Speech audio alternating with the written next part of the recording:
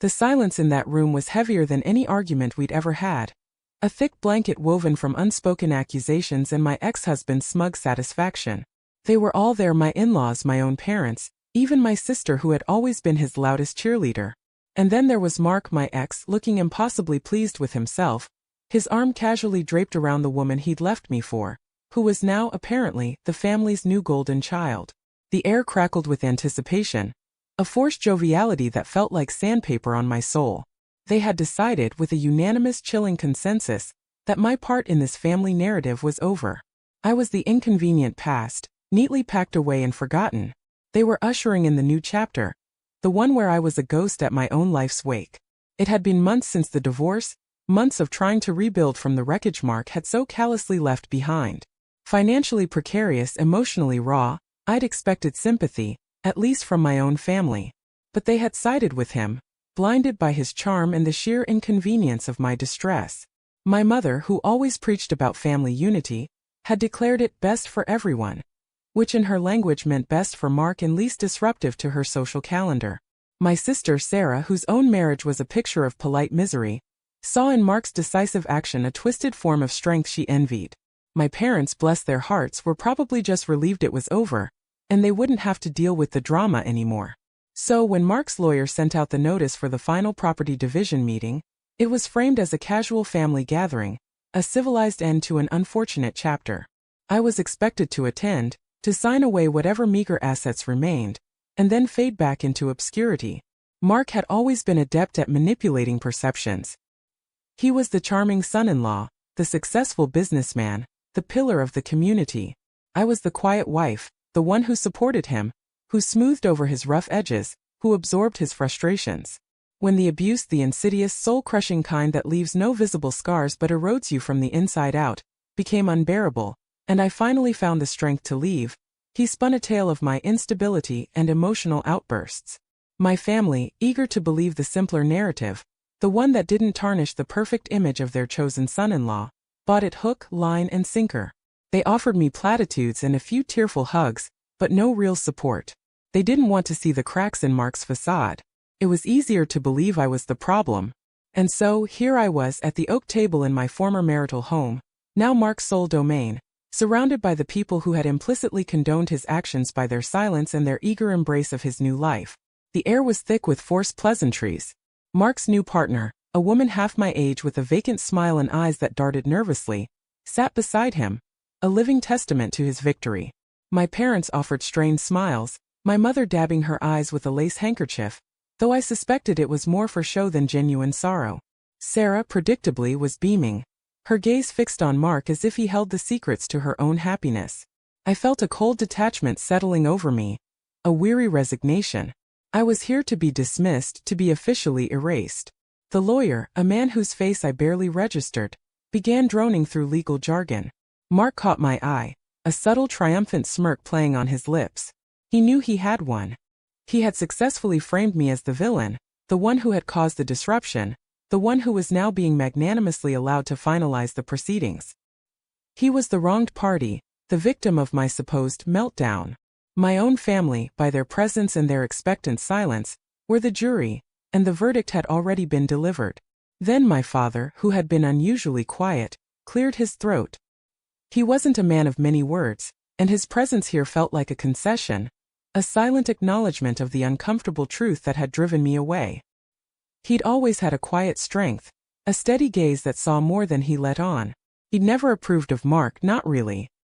He'd seen the subtle ways Mark controlled and belittled me, the way he demanded absolute deference.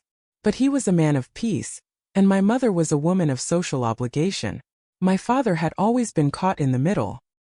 He'd never spoken out directly, but his disapproval had always been a low hum beneath the surface. He'd been diagnosed with a serious illness a few months prior, something that had shaken our family to its core. His pronouncements were no longer mere opinions, they carried the weight of finality. He had a wisdom born of facing his own mortality, a clarity that stripped away the pretense and the social niceties. He looked at Mark, then at me, his gaze lingering on my face, flicker of something unreadable in his eyes. Before we sign anything, my father's voice, though raspy, cut through the lawyer's droning. It wasn't loud, but it had an authority that instantly silenced everyone. Mark's smirk faltered. My mother frowned, clearly annoyed at the interruption to the smooth proceedings. Sarah looked bewildered. I wanted to say something, my father continued, his gaze steady on Mark. I may not have always said it out loud, Mark, but I've seen you. I've seen how you treat people you think are beneath you. And I've seen how you've treated my daughter. He paused, and the silence that followed was deafening. Mark shifted in his seat, his jaw tightening. The new woman beside him looked even more uncomfortable, her vacant smile replaced by a faint blush. When I was diagnosed, my father's voice grew a little stronger, a quiet conviction underlying each word. I spent a lot of time thinking about what truly matters. And what matters are the people who stand by you, who love you unconditionally, even when life gets messy, and the people who don't. He looked directly at Mark. Mark, you built your life on a foundation of convenience. You always chose the easiest path, the one that benefited you the most. You used people. And you used my daughter. He turned his gaze to my parents, his voice softer but no less firm. And to you both. I understand the desire for peace, for things to be simple. But sometimes simple isn't right. Sometimes peace comes at the cost of justice. And sometimes the people you think are the problem are actually the ones who have been suffering in silence. He then looked at me, his expression one of profound, quiet sadness, but also a deep, unwavering love. My last conversation with my own mother, he said, his voice barely a whisper but carrying immense weight, was about this very thing. She told me on her deathbed that the greatest regret of her life was not speaking up when she should have.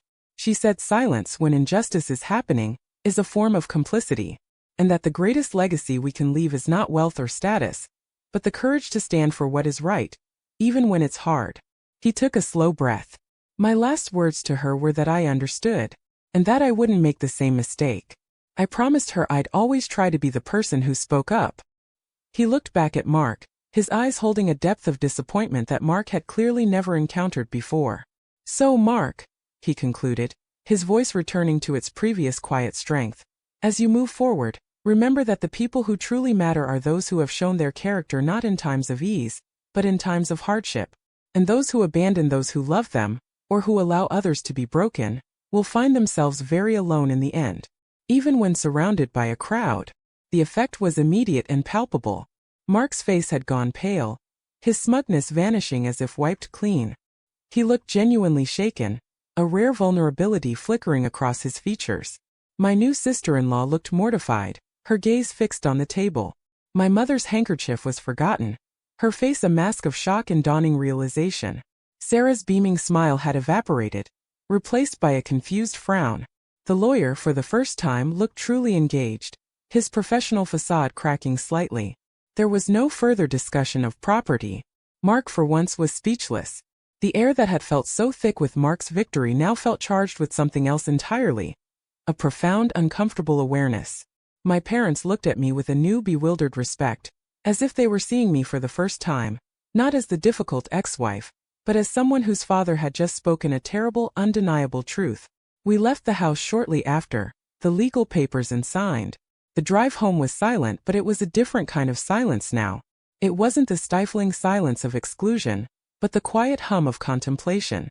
I didn't know what would happen next, if Mark would try to salvage the situation, if my family would try to apologize or explain. But in that moment, sitting beside my father as he coughed gently, I felt a profound sense of peace. His words, his quiet act of defiance, had done more than any argument or any legal maneuver ever could. They had exposed the carefully constructed illusion, and in doing so, had given me back something I hadn't realized I'd lost, my own quiet dignity. The consequences for them wouldn't be immediate or dramatic, but they would be there, a persistent echo in their carefully curated lives, the knowledge that they had stood by and watched, and that my father in his final days had seen through the facade. And that, in its own way, was enough.